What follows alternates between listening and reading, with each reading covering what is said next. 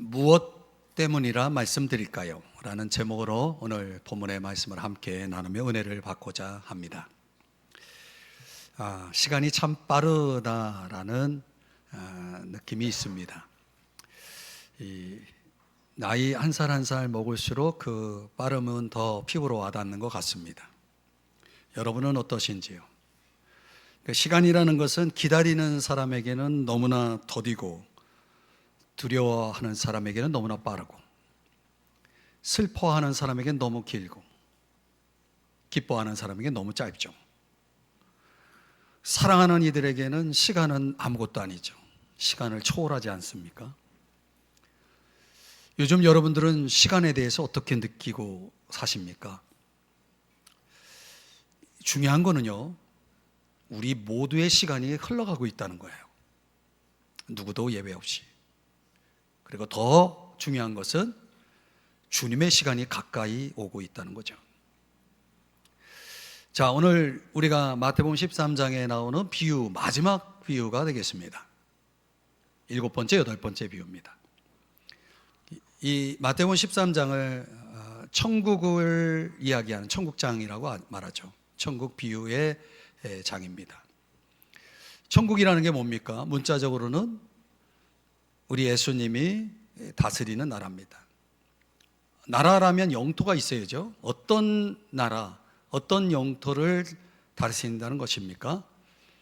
예수 그리스도를 왕으로 모신 마음의 영토죠. 그 마음, 예수 그리스도를 왕으로 모신 이들의 마음이 영토가 되죠. 그리고 그분의 뜻을 따라 순종하며 살아가는 삶의 자리가 우리 예수님이 천국 이루어 다스리시는 나라 영토가 되겠습니다.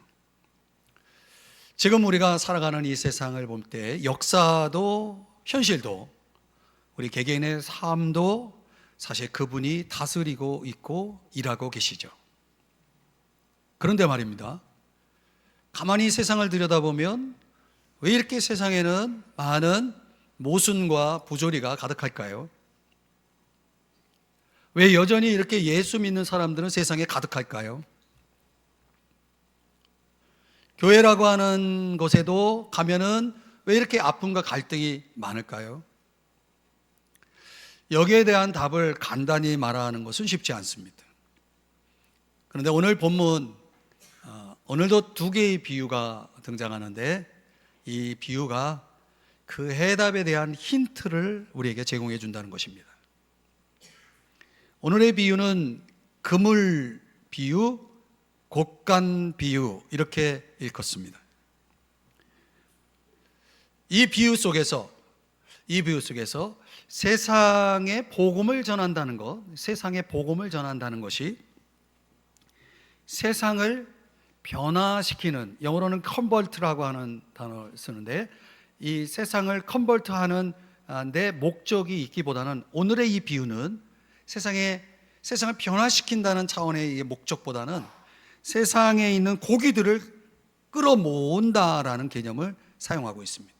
아주 거대한 그물망으로 고기를 가득 끌어모으는 것입니다. 낚시 좋아하시는 분들 오늘 설교 잘 들으십시오. 고기 잡는 방법. 그물망에 잡힌 물고기를 보면은 그렇게 거대한 그물망으로 잡힌 물고기는 어떤 한 종류만 있지 않죠. 각종 물고기가 그 안에 있습니다. 좋은 것도 있고 좀 나쁜 것도 있습니다. 근데 오늘날 교회를 보면 복음을 전한 탓에 교회라고 하는 그 그물망에 들어온 많은 물고기처럼 그 안에는 좋은 고기, 나쁜 고기가 있다는 거예요. 참된 신자와 거짓된 신자들이 함께 교회라고 하는 그물망 속에 들어와 있다는 거예요. 그런데 종말의 때가 되면 주님은 거짓 신자들에게서 참된 신자들을 구별하시겠다는 거예요. 악한 것으로부터 선한 것을 구별하시겠다는 거죠. 언제요? 주님이 인류의 그 전쟁, 아마겟돈이라는 전쟁을 치르기 위해서 이 땅에 재림하실 때, 그때 이 땅에 남아있는 자들 안에서 그것을 신자와 불신자를 구별하시면서 그 악인들을 지옥불에 집어넣겠다는 것입니다. 이 비유가 우리에게 설명해 주는 요약이라고 할 수 있겠습니다. 그러면서 49절 50절에 보면 오늘 성경에서 이렇게 말합니다. 세상 끝에도 이러하리라. 여기서 말하는 세상 끝이 바로 주님이 그런 일들을, 각종 물고기를, 좋은 것과 나쁜 것을 가려내는 그 일들을 할 그 끝날을 얘기합니다. 그래서 천사들이 와서 그 일들을 수행하게 되는데, 의인 중에서 악인들을 갈라내서 찾아내서 어디다? 50절 풀무불에다가 던져 넣으리니. 이런 일을 하시겠다는 거예요. 이 천국을 비유하는 마태복음 13장에 세상 끝이라고 하는 이 표현이 3번 나오는데, 3번. 지금은 아직 그때가 아닌 거예요. 그렇기 때문에 이 세상 끝이라고 하는 그 시점이 오기 전이기 때문에 지금은 둘 다 공존하는 거예요. 악인도 의인도, 좋은 고기도 나쁜 고기도 다 존재하기 때문에 우리가 보는 세상은 아직은 하나님의 통치, 완전한 통치 속에 있다라고 볼 수 없는 거죠. 교회든 교회 밖이든 세상이 그렇게 보인다는 것입니다. 그런 차원에서 이 천국이 도래하기 전, 세상 끝이 이르기 전에 이 땅에 살아가는 저와 여러분들에게 이 비유가 교훈해주는 3가지 가르침이 있습니다. 첫 번째는 지금은 고기를 모을 때라는 거예요. 47절 다시 보시면 천국은 마치 바다에 치고 각종 물고기를 모으는 그물과 같다, 이렇게 말씀을 하고 있습니다. 이 그물이라는 단어가 영어 성경에는 드래그네트라고 되어 있습니다. 사전에 보니까 후릿그물 이렇게 표현하더라고요. 후릿그물. 이제 큰 배가 워낙 그물이 거대하니까 이 거대한 그물을 해변가에서 한 배가 그물 한쪽을 딱 고정시켜 놓고 다른 한편의 배가 다른 반대편 그물을 이제 그것을 가지고 반원형을 그려가면서 고기를 싹 쓸어 모으는 겁니다.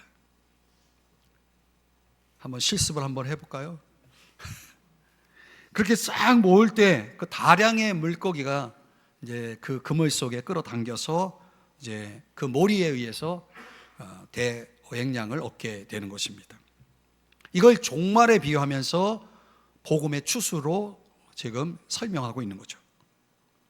예수님이 2000년 전에 오실 때 그때가 사실은 추수의 때가 시작되었을 시점입니다.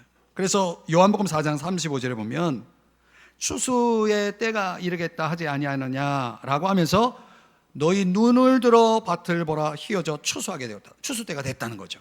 그러니까 예수님이 이 땅에 오실 때, 2000년 전에 오실 때 그때 추수가 시작됐지만 지금도 그 추수가 지금 이루어지고 있는 상황이죠.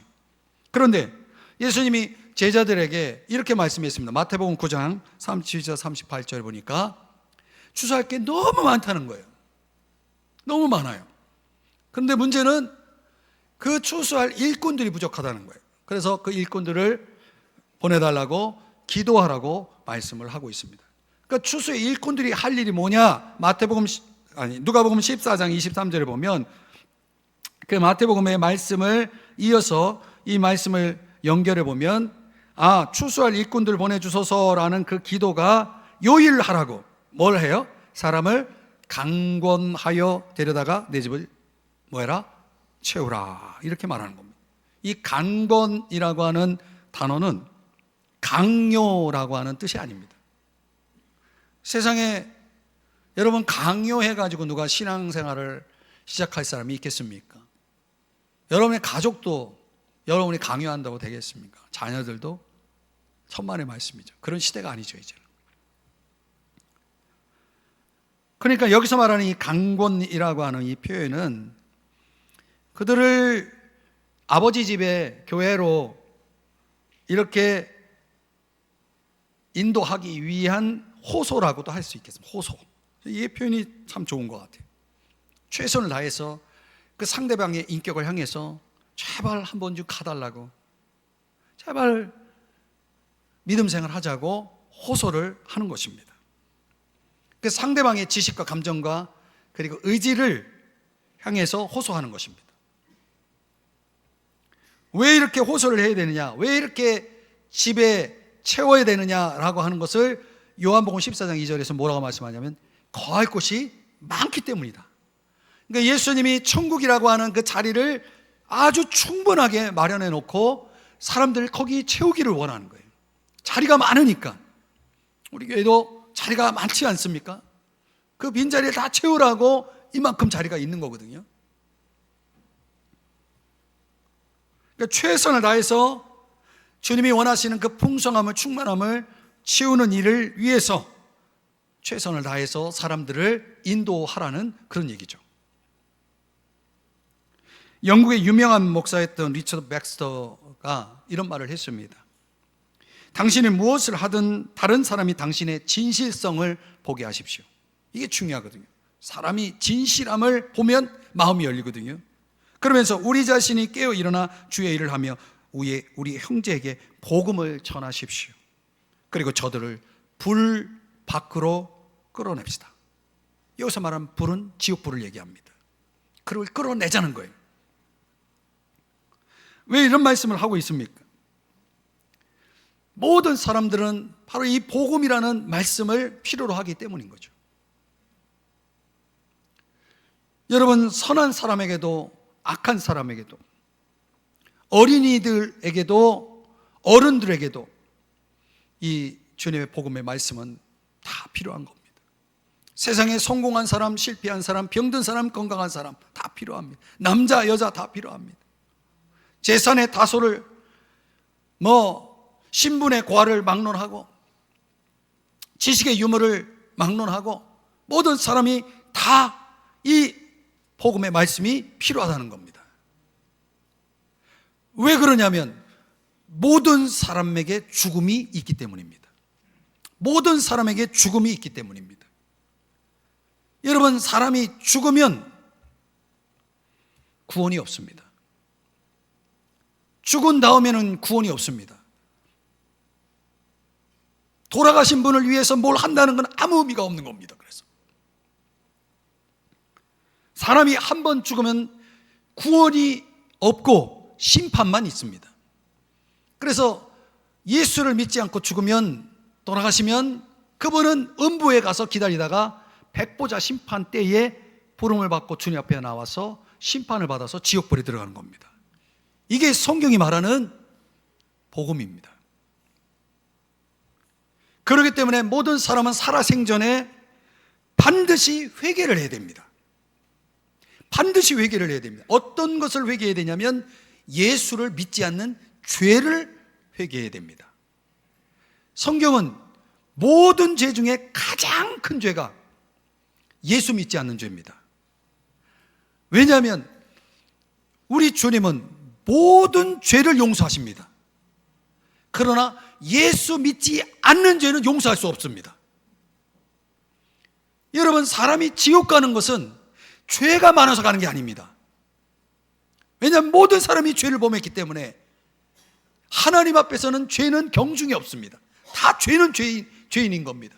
그런데 지옥 가는 것은 회개하지 않았기 때문에 가는 겁니다. 지금도 하나님은 이 세상 사람들을 너무 사랑하셔서 독생자를 주셨고, 그분이 우리 죄를 대신해서 십자가에 죽게 하셨고, 그리고 부활하셨습니다. 그렇기 때문에 우리가 우리의 구원을 위해서 할 일이 없어요. 그분이 다 해주셨기 때문에. 그럼 우리는 뭐만 하면 되냐면 그분을 믿기만 하면 되는 겁니다. 그러면 우리가 구원을 받아서 천국에 가는 거예요. 아니, 우리가 할 일이 없대는데 얼마나 좋아요, 여보. 이런 걸 우리는 뭐라고 말하냐면 은혜라고 얘기합니다. grace, 은혜라고 얘기하는 겁니다.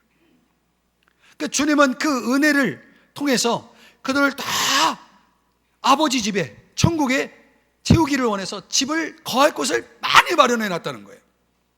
얼마나 많이 마련했는지 그 집을 채울 수 있도록 사람들을 인도해야 되는데, 그런데 여러분, 그렇게 초대를 해도 전도를 해보시면 알겠지만은 사람들이 다 이유가 있어요. 무슨 이유? 못 믿겠다는 거죠. 안 믿겠다는 거죠. 교회 갈 시간이 없다는 거죠. 뭐 때문에? 사업 때문에, 직장 때문에, 건강 때문에, 사람들 약속 때문에. 어떤 사람은 그렇게 얘기하더라고요. 교회 비기 싫은 사람이 있어서. 그런데 여러분, 교회 다니지 않는 사람들, 예수 믿지 않는 사람들에게 물어보면요, 왜 그러냐 그러면 이유가요, 10,000가지, 10만 가지 넘어요. 끊임없이 이유가 나옵니다. 그런데 여러분, 제가 그분들에게 진지하게 이런 말을 하고 싶어요. 그분이 여러분이라면 제가 이렇게 묻고 싶어요. 그런데 그렇게 미루다가 언제 믿을 거예요? 그때가 올까요? 그런데 여러분, 중요한 게 있습니다. 그렇게 계속 믿기를 딜레이 하시는 그분들에게 언젠간 숨이 멈출 때가 온다는 거예요. 그 숨이 언제 멈춥니까? 언제인지 모른다는 거예요. 그거 아십니까? 여러분, 사람이 죽을 날을 정하고 죽습니까? 숨을 거둔다고 그랬잖아요. 거두는 분이 누구예요? 숨을 주신 분이에요. breath. 사람이 흙으로 지음을 받았고 그 코에 생기를 넣어서 사람이 된 거예요. 어느 누구도 내 숨을 거둬갈 사람은 그분밖에 없는 거예요. 그분이 주셨기 때문에. 그래서 숨을 거둘 때가 그분이 정하는 거예요. 그 때를 정하는 거죠. 그렇기 때문에 우리의 오늘은 마지막 날일 수가 있는 거예요. 그렇게 뒤로 미루다가 그런데 숨이 멈춰버리면 이제는 기회는 없는 것입니다. 그러니까 구원받는 것이, 교회 다니는 것이 뒤로 미룰 일이 결코 아니라는 거예요. 사람들이 그걸 모르고 있는 거죠. 속고 있는 거죠. 그냥 천년만년 자기는 지금 살다가 때가 되면 그때도 정해놓은 것 아니고 언젠가는 나 가겠다 이렇게 말하지만 그분은 영원히 오지 않을 수 있는 가능성이 있는 겁니다. 숨은 멈출 때가 오는 겁니다. 요한계시록 22장 17절의 말씀해 보면 이렇게 말씀합니다. 듣는 자도 오라 할 것이요 목마른 자도 올 것이요 원하는 자는 값없이 생명수를 받으라. 여러분, 오늘 이 말씀 속에서 우리가 이 교회 밖에 그 수많은 예수 믿기를 거부하고 딜레이하고 있는, 그 연기하고 있는 그분들, 언젠간 숨이 멈출 줄 모르고 그렇게 계속 미루고 있는 그분들이 있다면 교회 안에도 그런 분들이 있다는 거예요. 교회 안에도 믿기를 연기하고 있는 분이 있다는 거죠. 교회에는 왔지만은 십자가 앞에 나오지 않는 사람, 예배는 드리고 있지만은 예수 그리스도의 그 십자가 앞에 진정으로 무릎을 꿇고 예수님을 나의 하나님, 나의 구주로, 나의 주님으로 고백하지 않고 계속 그 믿음을 미루고 있는 사람들. 내가 좀 할 일 다 하고 언젠가는 내가 제대로 한번 믿어볼게요. 이런 식으로 내 마음속에 여전히 그 십자가의 복음을 잠시 가로막고 그걸 딜레이하고 있는 사람이 교회 안에도 많다는 거예요. 교회 안에 불신자들이 있는 거죠.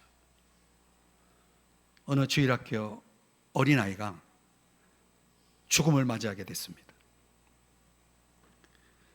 그 주님을 너무 사랑하는 아이예요. 그 죽음 앞에서 이 아이가 아빠에게 이런 말을 합니다. 마지막으로 죽어가면서 아빠에게 이제 호소를 하는 겁니다. 아빠, 저 천국 가요. 아빠도 예수를 믿으셔야죠. 근데 이 냉담한, 이 비정한 아빠가 계속 대답을 안 하는 거예요. 아들이 죽어가는데, 그 아들이 절규하는데 계속 대답을 안 하고 있는 거예요. 그러니까 이 주님을 사랑하는 이 아이가 너무 안타까워가지고 아빠에게 마지막 이렇게 질문을 합니다. 아빠, 제가 주님 앞에 가서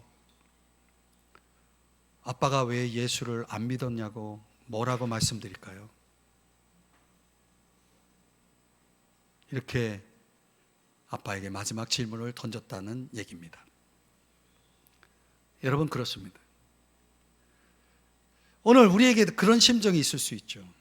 내 남편이 내 아내가, 내 사랑하는 자녀가 왜 주님을 그렇게 거부했다고 우리가 주님 앞에 갔을 때 도대체 무엇 때문이라고 말씀을 드려야 할까요? 안타까운 일이죠.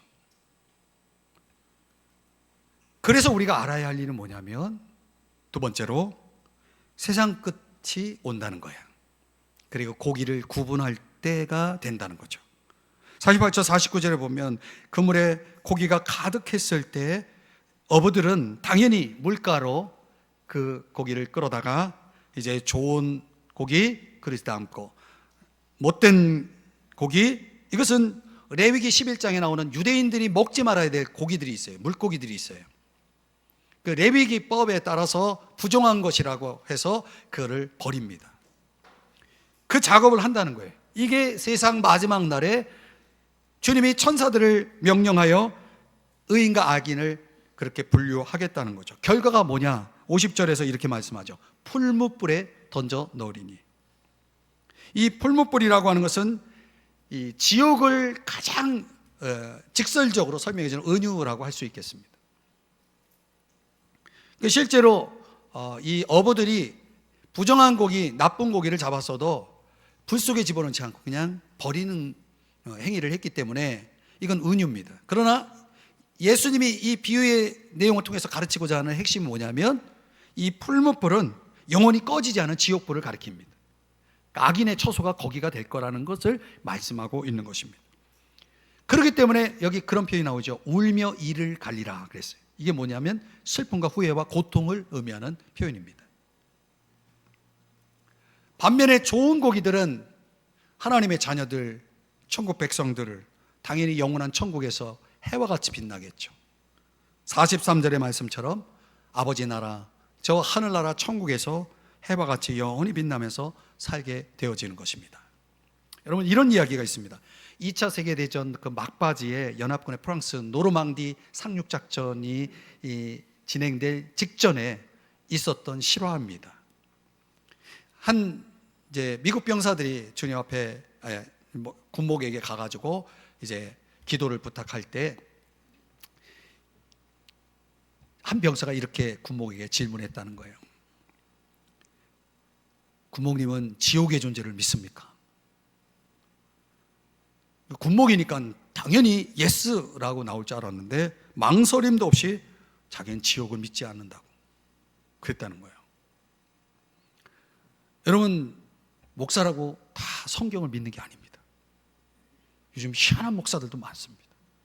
희한한 데 나와가지고 교회 간판 걸고 목회하는 데도 많습니다.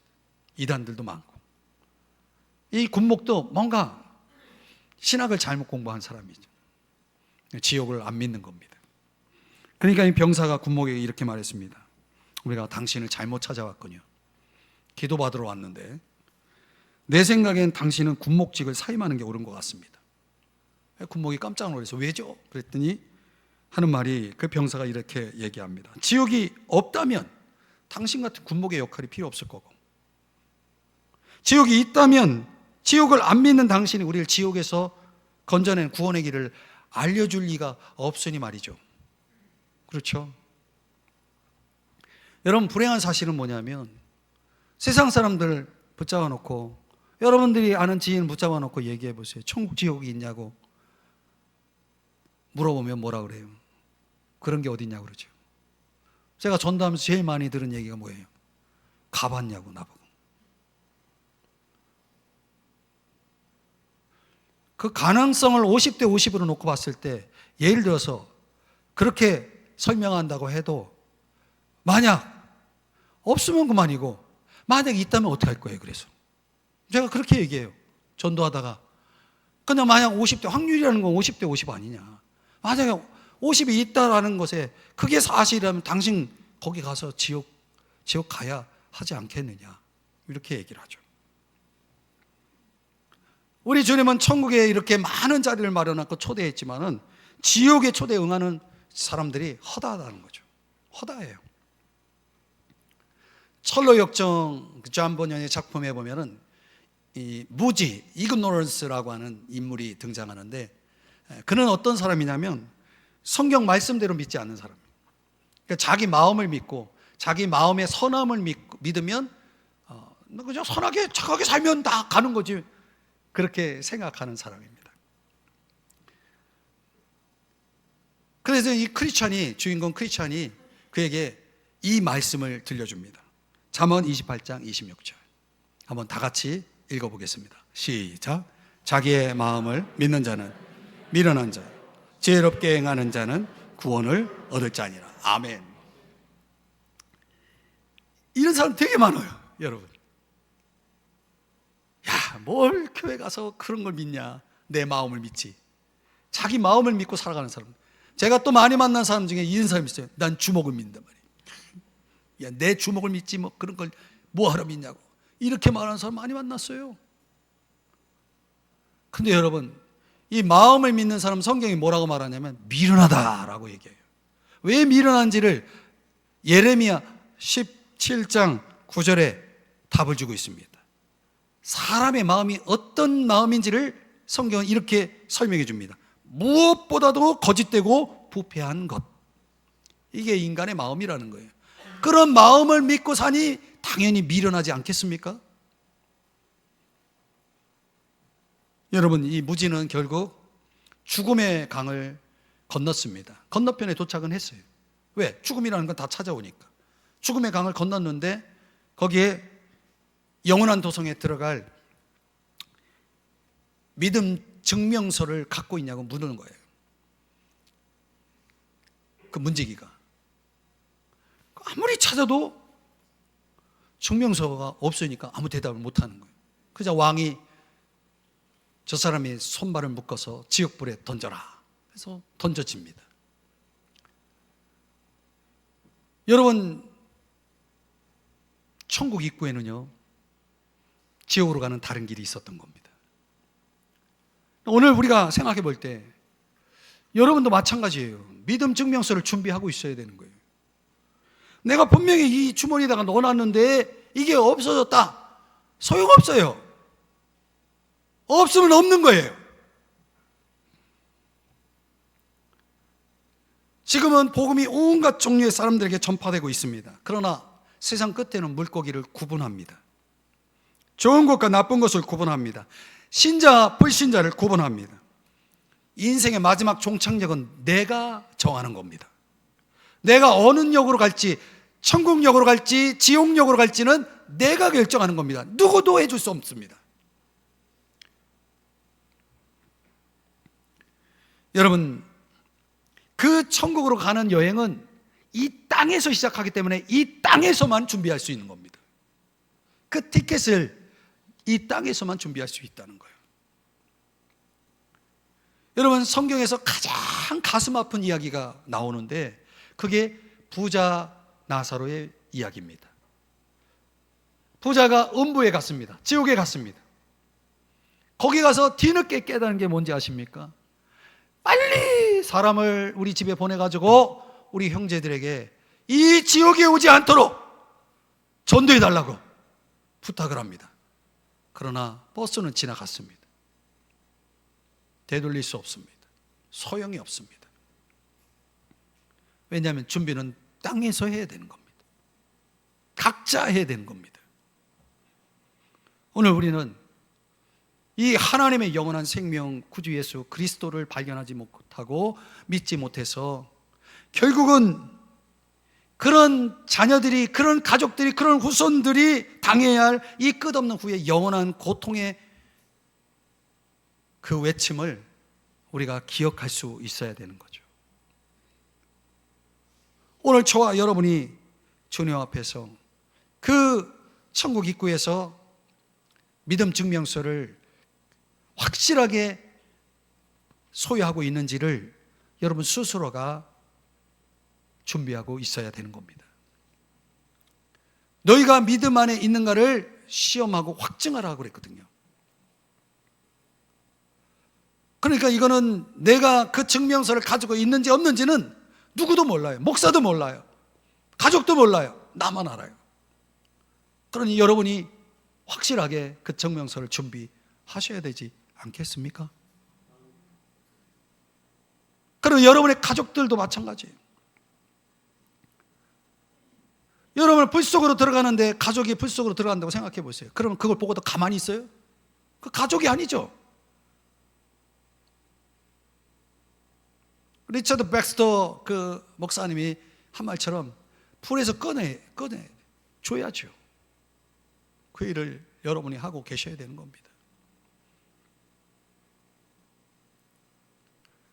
근데 그 군목처럼 내가 천국과 지옥을 믿질 않아요. 그러면 그런 일을 할 수가 없는 거야. 할 의의도 없죠. 다 자기 믿음이지 뭐 내가 그걸 강요한다고 되겠어? 그걸 해서 되겠어? 그게 뭐든 내 책임이야. 내가 천국과 지옥을 안 믿는데 그 사람들을 그렇게 내가 안타까워 여기면서 정말 간절히 내 생명 바쳐 내 소원 들어달라고 그렇게 호소하겠습니까? 천국도 안 믿고 지옥도 안 믿는 사람이 그럴 일은 없는 것입니다. 그래서 전도는 아무나 하는 게 아닙니다. 은사가 있고 없고가 문제가 아닙니다. 내가 천국을 믿고 지옥을 믿으면 그 사람은 전도하게 돼 있습니다. 여러분 주변에 믿지 않는 사람들 반드시 여러분들이 데리고 주님께로 인도하게 돼 있습니다. 왜? 믿으니까. 천국을 믿으니까. 지옥을 믿으니까. 사랑하는 여러분, 제가 여러분을 협박하는 것 같습니까? 어떤 분은 이런 얘기하면 목사님 또 우리 겁준다. 제가 할 일 없습니까? 여러분 성경을 이야기하는 거예요. 우린 성경을 믿는 사람들 아닙니까?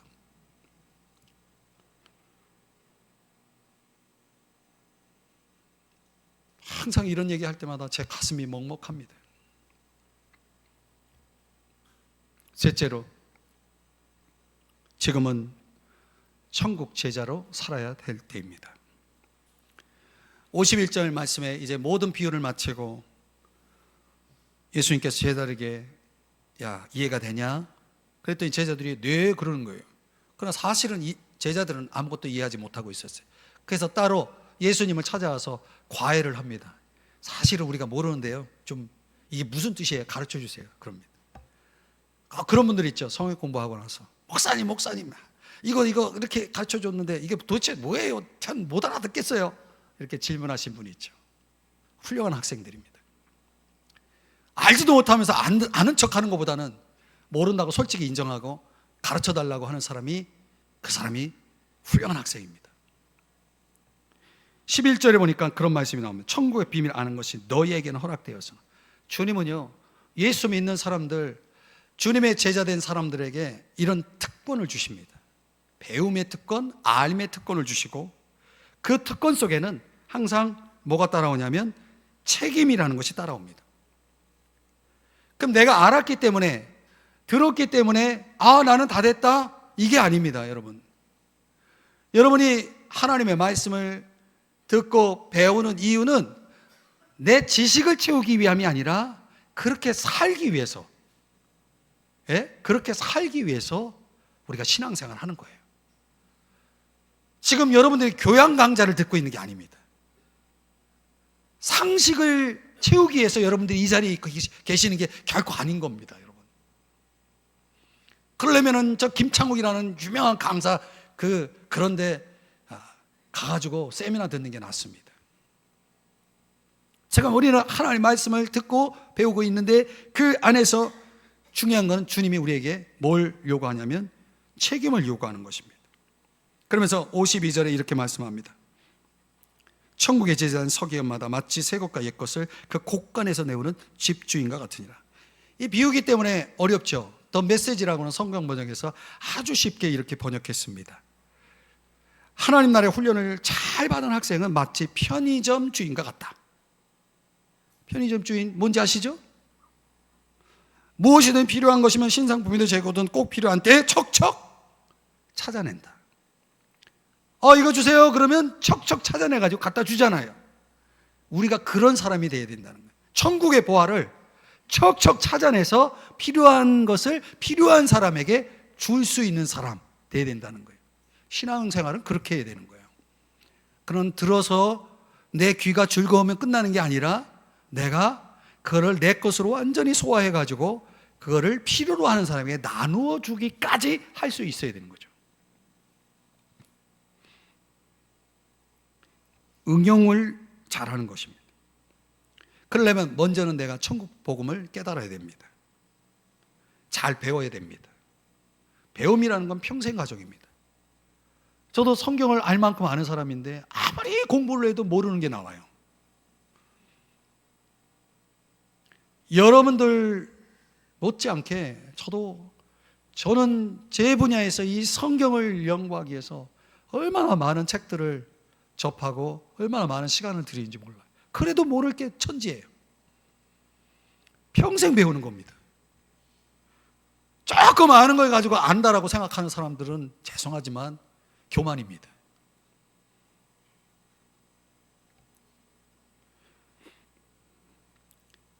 천국 보화를 곳간에서 척척 찾아내서 갖다 줄 수 있는 사람이 되려면 내가 진리를 탐구하는 이 시커스라고 말하죠. 구도자가 되어야 됩니다. 진리에 대한 탐구가 필요합니다. 세상에 수많은 책들이 있는데 그냥 에세이 읽듯이 성경을 읽으면 아무것도 모릅니다. 성경은 탐구하지 않으면, 스터디하지 않으면 절대 알 수 없는 책입니다. 그래서 여러분들 성경 공부에 초대하는 이유도 그거예요. 절대 여러분이 그냥 알아지는 것은 하나 없습니다. 세상 지식이라는 것은 그냥 들어서 알 수 있는 것도 있잖아요. 그래서 성경은 절대 그런 게 없습니다. 그렇기 때문에 열심히 배워야 되고 탐구해야 되고, 그러면 내 삶의 발걸음마다 믿음과 사랑이 깊어집니다. 신앙이 진지해집니다. 하늘의 세계가 열립니다. 가슴이 뜨거워집니다.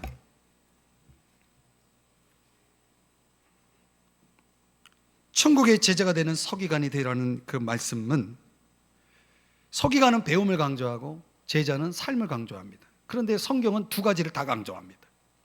배우는 것도 중요하고 사는 것도 중요합니다. 그래서 야고보서 1장 22절에 뭐라고 말씀하냐면 말씀을 실천하는 사람이 되십시오, 이렇게 말합니다.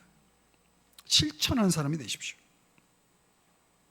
삶을 희생하면서 배움을 강조하거나 주님을 섬기나 너무 바빠서 말씀 배우는 시간이 없다 하는 사람들은 균형이 깨진 사람들입니다.